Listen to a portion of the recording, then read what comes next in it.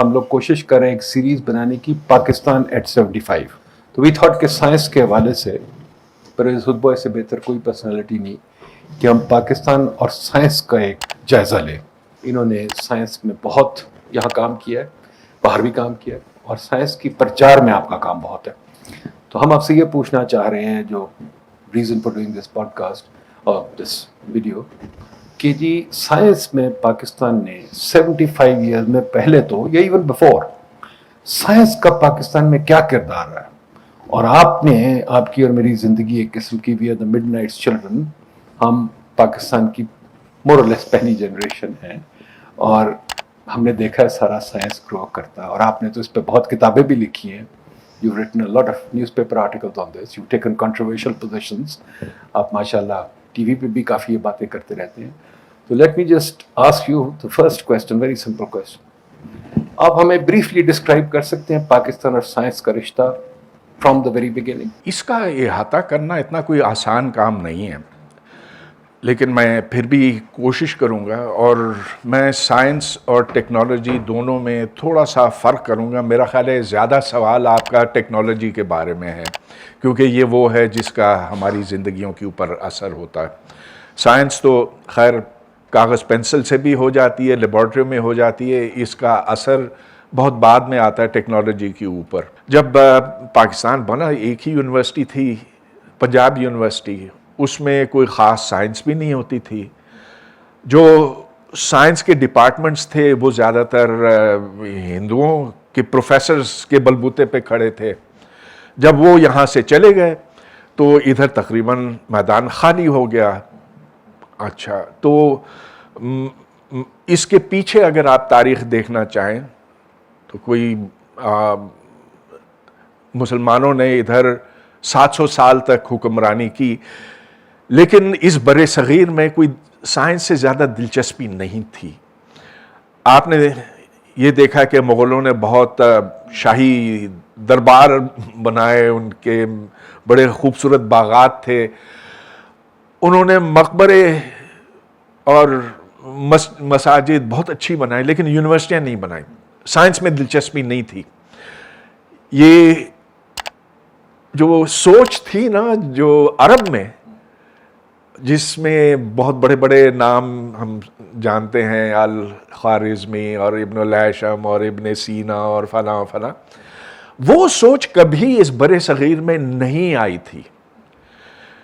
نتیجہ یہ کہ شاعری بڑی اچھی ہوتی تھی, موسیقی بڑی اچھی ہوتی تھی, اور خوب 700 سال یوں حکمرانی کر لی. لیکن جب انگریز آیا تو اس وقت دلچسپی, انگریز نے دیکھا کہ جدیدیت سے, جدید علوم سے, سائنس سے بالکل ہی نہیں ہے. تو چلتے چلتے آگے ہم 1947 پر پہنچتے ہیں. ایک یونیورسٹی, وہ یونیورسٹی بھی سائنس سے خالی. لیکن پھر بہتری آنے لگی, اور کیونکہ جو شروع کے پاکستان کے لیڈران تھے وہ, ٹھیک ہے آپ ان پر تنقید کر سکتے ہیں, آپ کہہ سکتے ہیں کہ وہ خود برد کرنے والے تھے, وہ ڈکٹیٹر تھے جیسا کہ ایوب خان تھا, لیکن ان کی سوچ جدید تھی. وہ کہتے تھے کہ یہاں اگر ہمیں آگے چلنا ہے تو ادھر یونیورسٹیاں ہونی چاہیے, یونیورسٹیوں کے اندر سائنس ہونی چاہیے, اور پھر یہاں جو بھی یونیورسٹی بنی اس کے سائنس کے ڈپارٹمنٹ بھی تھے. 73 میں میں پاکستان واپس آیا. میں 4 سال کے لیے گیا تھا, تو ادھر جب میں ڈگری دو بیچلرز ایک ماسٹرز لے کر واپس آیا, تو سب سے پہلے میں کراچی یونیورسٹی گیا, فزکس ڈپارٹمنٹ. میں نے کہا کہ میں نے MIT سے ڈگریاں کی ہیں, کیا مجھے آپ کوئی ادھر ملازمت دے سکتے ہیں؟ ادھر کے چیئرمین نے کہا کہ تم ادھر آئے کیسے, ایسی کسی سے پوچھے بغیر؟ ہاں, اور وہ حیران ہوا. اس نے کہا کہ جاؤ ادھر سے, اور اس بدتمیزی سے کہا. پھر میں نے کبھی کراچی یونیورسٹی کا دوبارہ ادھر جانے کی کوشش ہی نہیں کی. پھر میں گیا NED کالج, تو ادھر انہوں نے 300 روپیہ آفر کیا مجھے, اور وہ بھی کوئی ٹیکنیشین, کوئی ایسا چھوٹا موٹا. میں کہا یار دیکھو میں اتنا لالچی تو نہیں ہوں لیکن 300 روپے میں تو گزارا نہیں ہو سکتا. تو خیر وہ بھی نہیں ہو سکتا. پھر میں یہاں آیا اور ہم 74 میں ملے. میں آپ سے 1 سال پہلے آیا تھا قائد اعظم یونیورسٹی میں. تو مجھے لگا کہ میں بہت ہی اچھی جگہ پہ آیا ہوں, کیونکہ جو فزکس ڈپارٹمنٹ تھا اس زمانے کا وہ شروع ہوا تھا 1967-68 میں, اور شروع کرنے والے پروفیسر سلام کے اسٹوڈنٹ تھے ریاض الدین. اور یہ وہ ڈپارٹمنٹ تھا جس میں اچھی ریسرچ ہوتی تھی. میں یہ نہیں کہوں گا کہ چوٹی کی یونیورسٹی تھی, میں یہ نہیں کہوں گا کہ یہ ہارورڈ اور MIT تھی, مگر یہ ڈیفینیٹلی امریکہ کے بی یا بی پلس یونیورسٹیوں کے رینج میں آتی تھی. اچھا, لیکن یہ وہی ڈپارٹمنٹ ہے جو وقت کے ساتھ بگڑتے بگڑتے آج اس حال میں پہنچا ہے کہ بالکل جیسے پاکستان کے دوسرے ڈپارٹمنٹس ہیں ویسے. تو آپ مجھ سے پوچھ رہے ہیں کہ اس وقت سائنس کی کیا صورتحال ہے. میں کہوں گا کہ فزکس میں تو بہت ہی بری ہے, میتھمیٹکس میں اس سے زیادہ بری ہے. جہاں تک بایو ٹیکنالوجی ہے وہ قدرے بہتر ہے, ایگریکلچرل سائنسز بہتر ہے کیونکہ وہ زیادہ پریکٹیکل نوعیت کی چیز ہے. آپ نئے قسم کی فصلیں وہاں بنانا سیکھتے ہیں. یہ اور بات ہے کہ ہم کووڈ کا ویکسین نہیں بنا سکے باوجود اس کے کہ بہت بڑے انسٹیٹیوٹس ہیں ہمارے پاس اور ادھر سے ہر سال ہزاروں پیپر نکلتے ہیں. اس سے کچھ نہیں ہوا, نہ کوئی ادویات تیار ہو سکیں. تو یہ کچھ درد دکھ کی کہانیاں ہیں. لیکن آپ تھیوریٹیکل کی بات کر رہے ہیں تو یہ تھیوری ایک ایسی چیز ہے جس سے ہم لوگ بہت بھاگتے ہیں. ہم کہتے ہیں کہ ہر چیز جو ہے وہ اس کا فائدہ ظاہر ہونا چاہیے. اب فائدہ آپ کو میتھمیٹکس اور فزکس کا فوری طور پہ تو سامنے نہیں دکھائی دے گا, وہ ہو ہی نہیں سکتا. وہ دماغ کی ٹریننگ کرتا ہے, اور یہ ٹریننگ ہے جو پھر اور چیزوں کو جنم دیتی ہے. مثال کے طور پر انجینئرنگ, تمام تر انجینئرنگ, چاہے آپ وہ سول لے لیں, آرکیٹیکچرل انجینئرنگ لے لیں, الیکٹریکل, کمپیوٹر اور کیمیکل, جتنی بھی انجینئرنگ ہے اس کی بنیاد میتھمیٹکس ہے, اس کی بنیاد فزکس ہے. اور ہمارے بھی فزکس ہو گئی, سوری میتھمیٹکس ہو گئی. اکنامکس بھی آپ میتھمیٹکس کے بغیر نہیں کر سکتے. پر دیکھیے, آپ کہہ رہے ہیں کہ شروع میں ہم نے ایک پک اپ کیا سائنس میں, اس کے بعد ہم ڈکلائن کر گئے. You would agree with me کہ ہم تھوڑی دیر پک اپ کیے, یا پک اپ بھی نہیں کیے, شاید ہم نے اپنا جو بیس نہیں تھا اس کو بنایا, بٹ بیس کے بعد ہم ڈکلائن کر گئے. If that is a correct characterisation, تو از اٹ بیکاز سوسائٹی میں ڈیمانڈ ہی نہیں سائنس کی, یا is it a policy failure? What is it? Why do we not have a good base in science? کیونکہ ہمارے نیبر کو اگر آپ دیکھیں, انڈیا کو, اس سے بھی ذرا کمپیریزن کر لیں, وہ تو کافی آگے نکل گئے. Should be even think of catching up. آپ جو کہہ رہے ہیں بالکل صحیح ہے. کچھ اعداد و شمار میں آپ کے سامنے رکھتا ہوں. جو کمپیوٹر سافٹ ویئر ہے, انڈیا کے ایکسپورٹس کوئی 130 ارب ڈالر سے تجاوز کر گئے, 130 بلین ڈالرز, جبکہ ہماری حکومت خوش ہے اس بات پہ کہ ہم 2 ارب پہ پہنچے ہیں. تو یہ کتنے کا فرق ہے؟ کوئی 70 کا فرق ہے, 65 کا. 65 times they produce more computer software than we and sell it, export کرتے ہیں. اب اس کے لیے آپ کو کوئی زیادہ ساز و سامان بھی نہیں چاہیے, لیکن اس کے لیے دماغ کی ٹریننگ چاہیے. وہ دماغ کی ٹریننگ آپ کو میتھمیٹکس سے ملتی ہے, اور وہ ہم نے ان کو نہیں فراہم کیا. ہم نے ان سے صرف یہ کہا کہ یہ نسخے سیکھ لو. آپ جس computer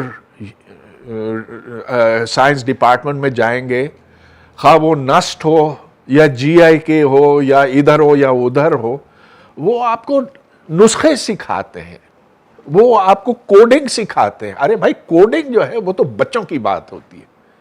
coding is not computer science. Computer science دراصل ڈسکریٹ میتھمیٹکس ہے. وہ ہم نے ان کو پڑھایا نہیں. ہم نے کہا کہ نہیں, تھیوری کی باتیں پرے کرو, پریکٹیکل بات کرو. اچھا, اب تھیوری کی بیس نہیں ہوگی, آپ پریکٹیکل کاموں میں آئیں گے. وہ پریکٹیکل کام تو خیر اب وہ جو چھوٹے موٹے کام کرنے والے اتنے زیادہ ہیں دنیا جہاں میں ہے کہ آپ کا کوئی ایج ہی نہیں بنتا. جو لیڈرشپ تھی نا شروع میں, اس سے بھی بڑا فرق پڑا. تو نہرو کا پورا اس کا ذہن ایک بات کے اوپر فوکس تھا کہ انڈیا کو جدیدیت کی طرف کیسے لے جایا جائے. اور اس کے جو مخالفین تھے اس زمانے میں وہ اتنے زیادہ نہیں تھے. وہ چلیے جو کٹر قسم کے ہندو ہوتے ہیں وہ بھی چپ ہو جاتے تھے اس کے زور کے سامنے. تو وہ ایک سائنٹیفک کلچر بنانے کی کوشش میں لگاتار رہا. اب میں دعوے سے یہ بات کہہ سکتا ہوں اس لیے کہ جو ایڈوکیشن بجٹ تھا 1947 میں وہ آج کے ایڈوکیشن بجٹ سے کچھ زیادہ مختلف نہیں ہے. تو اس زمانے میں اگرچہ جی این پی کوئی زیادہ معنی خیز چیز نہیں تھی, لیکن جتنی رقم تعلیم کے لیے مختص کی گئی تھی 47 میں وہ تقریباً پرسنٹیج کے لحاظ سے اتنی ہے جتنی کہ آج ہے. اس میں کوئی فرق نہیں آیا. اس کے برعکس نہرو نے کہا کہ ادھر ہمیں یونیورسٹیاں بنانی, ادھر سائنس پر زور دینا ہے, ادھر جدیدیت پہ زور دینا ہے. اور وہ جو ہندو رسم و رواج تھے ان سب کے بہت خلاف تھے. انہوں نے کہا کہ اس ملک کو, ہندوستان کو سیکولر بننا ہے. اور جو طاقت آئی نا انڈیا میں وہ اسی سبب آئی, کیونکہ وہ کبھی اس بات سے ہٹے نہیں. اب تو خیر انڈیا بہت بدل رہا ہے, ہاں بہت بدل رہا ہے, اور وہ نہرو سے جتنی نفرت کرتے اس کی کوئی انتہا نہیں. But let's step back a little. ہم نے schooling, let's start schooling for example, let's go through the whole system. schooling میں آپ دیکھیے ہم نے سائنس کی کیا انٹروڈکشن کی ہے, جو ہم نے نصاب بار بار نئے نئے بناتے رہتے ہیں. کوائٹ فرینکلی میرا خیال اسکولنگ میں سائنس کی انٹروڈکشن ہماری بہت کمزور ہے. بتائیے اس میں کیا چینج لا سکتے ہیں to make science more interesting to kids. میں اپنے حوالے سے بات کرتا ہوں, جب میں نے اسکولنگ کی تو ہمیں سائنس کا کوئی اتنا خاص زور نہیں تھا. And quite frankly one of the reasons that most of my class didn't turn to science because کوئی اتنا خاص ہمارا ذہن نہیں تھا اس طرف, اور ہمارے معاشرے کا ذہن نہیں تھا.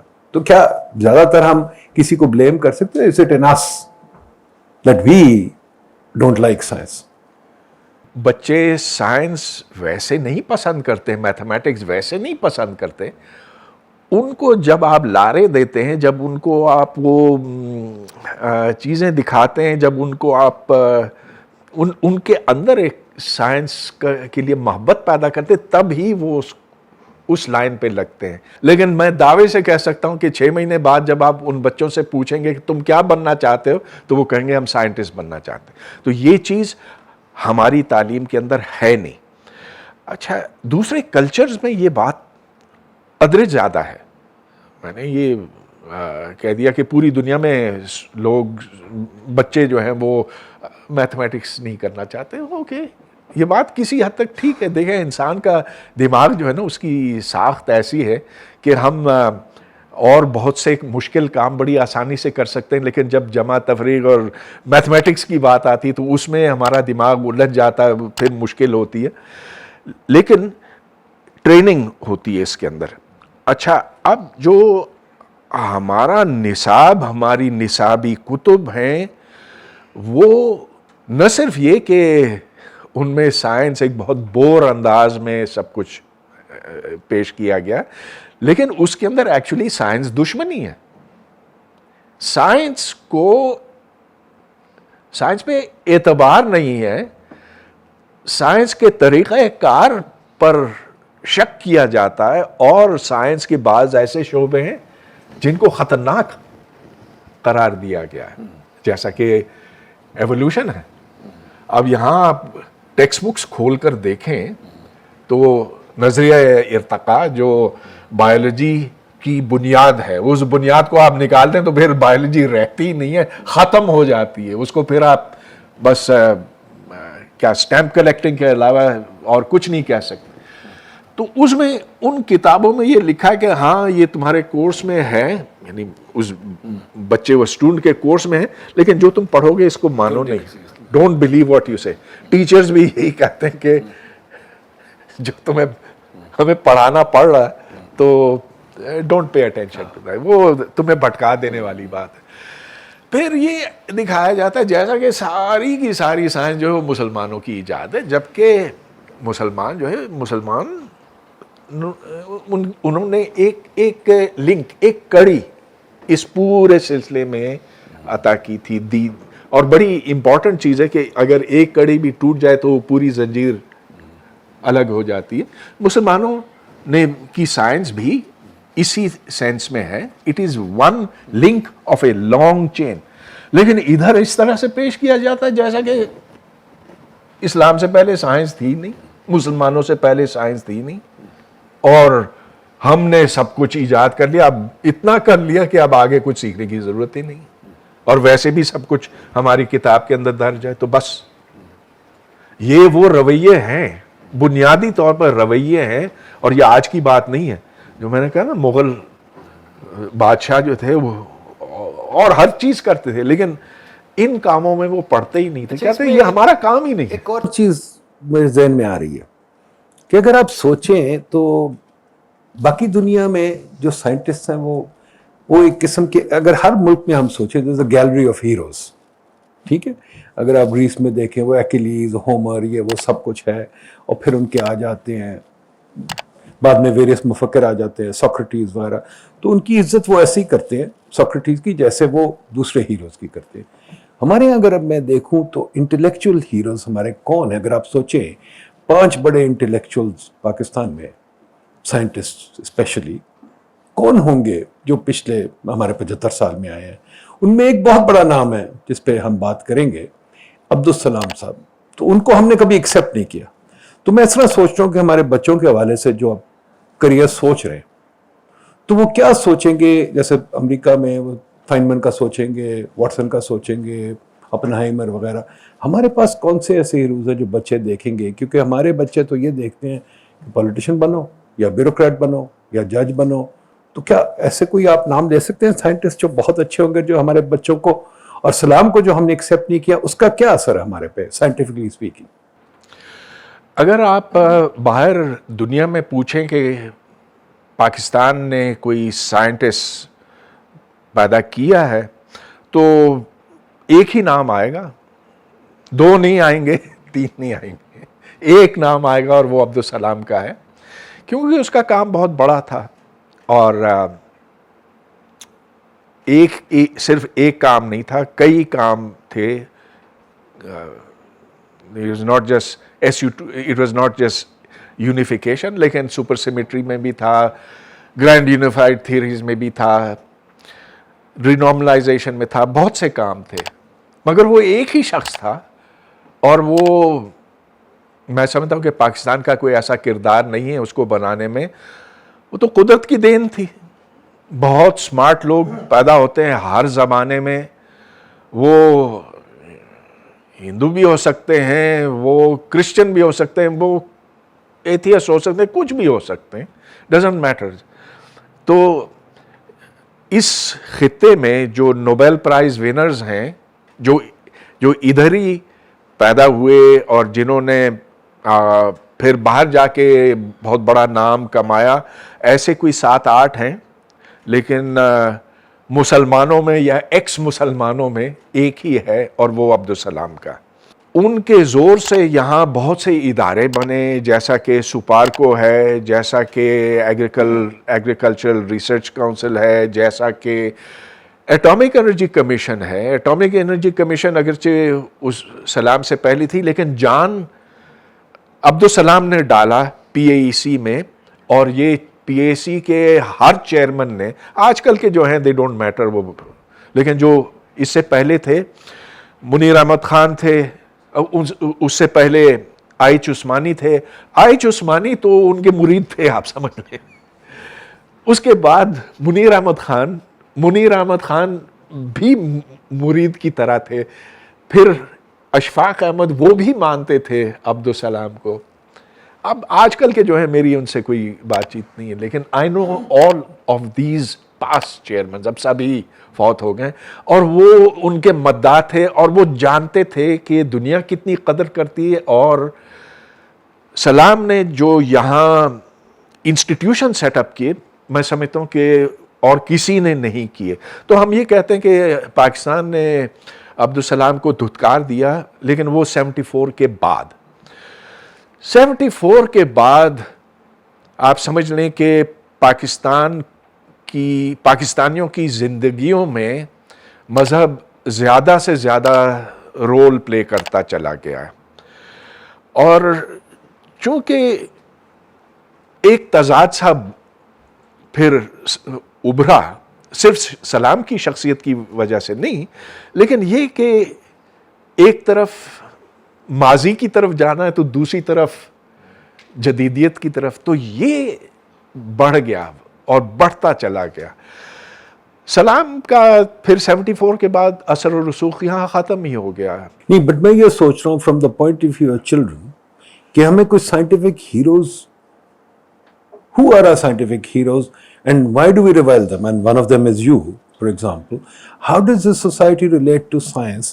اور جو آپ بتا رہے تھے مجھے فار ایگزامپل جو آپ کے کولیگس تھے جو بہت اچھے, فار ایگزامپل ایک اور چلیں لے لیں, ہم نے بم تو بنا لیا and let's say we agree it's an achievement. We have a nuclear bomb and it took a major effort. It was on the ایک قسم کا مینہٹن پروجیکٹ ہمارا تھا, پر مینہٹن پروجیکٹ جو امریکہ پہ اثر ہوا, مینہٹن پروجیکٹ نے امریکہ کی ایک سائنس پالیسی بنا دی قسم کی, کیونکہ اس کے جو باہر نکلے تھے لوگ, اس کی وجہ سے نیشنل سائنس فاؤنڈیشن نے بہت ساری چیزیں وہاں سے بن گئی. اگر ہسٹری آف سائنس دیکھیں, ہمارے یہاں ہمارے مینہٹن پروجیکٹ کا اتنا اثر کیوں نہیں ہوا؟ میں ایمانداری سے یہ بات کہہ سکتا ہوں کہ مجھ جیسے 15-20 اور ہیں. اوکے, 15-20 in 220 is still ماشاءاللہ very good. پاکستان وہی میں کہہ رہا ہوں, پاکستان میں out of 220 million people 15-20 ماشاءاللہ you're still one of the تو greats. دیکھیں نا, ہر ایک کو موقع تو نہیں ملتا نا, تو جس کو موقع ملا ہے اور جس نے تھوڑا سا نام پیدا کیا سائنس میں, 15-20 کیا, میں 25-30 میں اپنے آپ کو, ایک ہی نام ہے عبدالسلام کا. پھر اس سے بہت نیچے ریاض الدین کا نام آتا ہے جو عبدالسلام کے اسٹوڈنٹ تھے. سلیم الزمان صدیقی کہیں اسی کے لگ بھگ ہیں, and then after that there is a big drop, اور پھر یہ 25-30 آتے ہیں, then there is a big drop again. تو یہ صورتحال ہے. اب تو یہ ایمانداری سے میں نے بات آپ کو بتائی, کوئی مجھے بہت زیادہ اچھا نہ کہے, ٹھیک ہے, کوئی زیادہ برا ٹھیک ہے. یہ بتائیے ہمارا مینہٹن پروجیکٹ تو سکسیڈ کر گیا نا, اب مینہٹن پروجیکٹ کے اثرات کیوں نہیں ہیں پوری سوسائٹی پہ, جو امریکہ میں بہت زیادہ ہوئے؟ مینہٹن پروجیکٹ کے بارے میں آپ کو مختصراً بتاتا ہوں. ہاں, فشن کا عمل دریافت ہوا تھا, یعنی کہ ایک نیوکلیس 2 میں ٹوٹ سکتا ہے. ایک نہیں, 3-4 سائنٹسٹ کے دماغوں میں یہ خیال آیا کہ اتنی انرجی جو اس میں سے نکلتی ہے, کیا اس کو استعمال میں لایا جا سکتا؟ اور پہلی سوچ تو یہ ہوتی ہے کہ کیا اس کو ہم ہتھیار کے طور پر استعمال کر سکتے ہیں. خیر, آئنسٹائن, یہ سب آئنسٹائن کے E=mc² سے نکلتا ہے, اور آئنسٹائن کو جب اس ایکسپیریمنٹ کا پتہ چلا تو ایک دم وہ پریشان ہو گئے, کیونکہ وہ ظاہر کہ ان لوگوں میں تھے جو اس کی اہمیت کو سمجھ سکتے تھے. تو 1941 میں آئنسٹائن نے پریزیڈنٹ روزویلٹ کو, جو امریکہ کا صدر تھا, اس کو ایک خط لکھا کہ اب یہ بڑی گھمسان کی جنگ ہو رہی ہے, یہ پتہ نہیں کتنے سال چلے گی, لیکن اب یہ بالکل ممکن ہے کہ ایک ایسا بم بنایا جا سکے جو سپر بم ہوگا, اور اس سے پہلے کہ نازی جرمنی اسے بنا لے تو امریکہ کو یہ بنانا چاہیے. اور اس کے بعد پھر یہ مینہٹن پروجیکٹ شروع ہوا, اور یہ دنیا کا, تاریخ کا سب سے بڑا سائنس پروجیکٹ تھا, جس کا مقصد ایک ہی تھا کہ ایٹم بم بنایا جائے.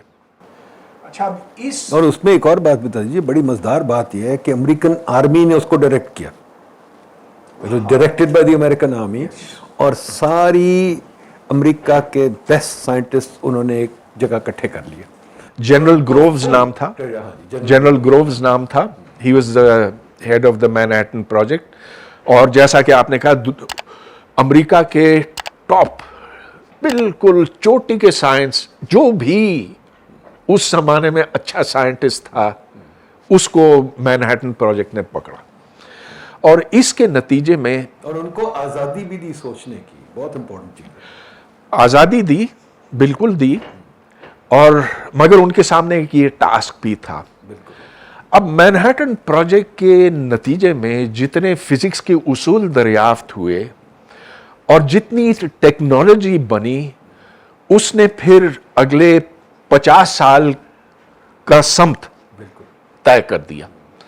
تو جو پہلا کمپیوٹر تھا, الیکٹرانک کمپیوٹر تھا اینیاک کے نام سے, جو اس وقت شکاگو میں ہے, بہت اتنا بڑا ہے کہ اس کمرے سے, اس ہال سے ڈبل سائز ہے. اس کا دماغ جو ہے وہ ایک آج کل ایک چھوٹے سے چپ پہ آ سکتا, لیکن یہ پہلا کمپیوٹر تھا. اتنا بڑا تھا کہ اور اتنی بجلی لیتا تھا کہ جب آپ آن کرتے تھے تو شکاگو شہر کی بتیاں بجھ جاتی تھی. It was so big. اچھا, that was made as part of the Manhattan project. اور invention after invention after invention. تو اس نے امریکہ کے لیے ٹیکنالوجسٹ کی ایک فوج تیار کی. نیوکلیئر سائنس, نیوکلیئر فزکس, جس کے بارے میں لوگوں کو نہیں پتا تھا, اب اس کا رتبہ اتنا اونچا ہو گیا کہ اگلے 30-40 سال تک لوگ نیوکلیئر فزسسٹ کو سب سے ذہین اور سب سے چوٹی کے سائنٹسٹ سمجھتے تھے. خیر, جب میں نے اپنی پی ایچ ڈی کی نا نیوکلیئر فزکس میں, اس وقت اٹ واز گوئنگ ڈاؤن. اور اگر آج میں کسی سے کہوں کہ I am a nuclear physicist یعنی پروفیشنل ماحول میں, تو کہیں گے ہے بیچارہ کتنا پرانا. اب جو ہے فزکس کے اور شعبے نکلے ہیں, دے آر مور انٹرسٹنگ, کیونکہ سائنس وقت کے ساتھ نا بہت تیزی سے ارتقا کرتی. اینی وے, تو یہ تھا امریکہ کا حساب. پاکستان کا حساب اس سے بہت مختلف تھا. اس میں کتنی تگ کرنی پڑی, اس میں کیا ایجادات کی ضرورت پڑی, نہ. اس میں بیسکلی ریپلیکیشن, ریورس انجینئرنگ کی ضرورت تھی. تو قصہ کچھ یوں ہے, 28 مئی کے جو دھماکے ہوئے تھے, اس میں جو بم ٹیسٹ کیے گئے وہ یورینیم فشن کے تھے. وہ فشن جو یورینیم کی افزودگی, اس کی انریچمنٹ سے حاصل کیا گیا, اور یہ سینٹریفیوگ کے ذریعے سے ہوتا. وہ سینٹریفیوگ دراصل وہی تھے, اسی طرز کے تھے جو یورینکو کے تھے, یورینیم انریچمنٹ کارپوریشن, جہاں ڈاکٹر اے کیو خان مرحوم کام کیا کرتے تھے. تو 73 کی بات ہے, ادھر ان کو ملازمت ملی تھی پی ایچ ڈی کے بعد, اور ان کا ایک کام یہ تھا کہ وہ ڈاکیومنٹس کو ٹرانسلیٹ کریں, ان کا ترجمہ کریں انگریزی سے ڈچ میں, کیونکہ وہاں ڈچ زبان چلتی ہے, اور اے کیو خان صاحب کی بیگم ڈچ تھیں. تو کچھ, اور خود بھی وہ کچھ ڈچ جانتے تھے. تو شروع میں کچھ کیا, پھر انہوں نے کہا کہ کیا میں گھر لے جا سکتا ہوں, میری بیگم کی ڈچ بہتر ہے. تو وہ یوں لے جاتے تھے. اس عمل میں انہوں نے وہ سارے ڈاکیومنٹس فوٹو کاپی کیے, اور اس دوران پاکستان ایمبیسی سے رابطہ کیا کہ میرے پاس یہ چیزیں ہیں جس سے میں پاکستان کے لیے بم بنا سکتا ہوں.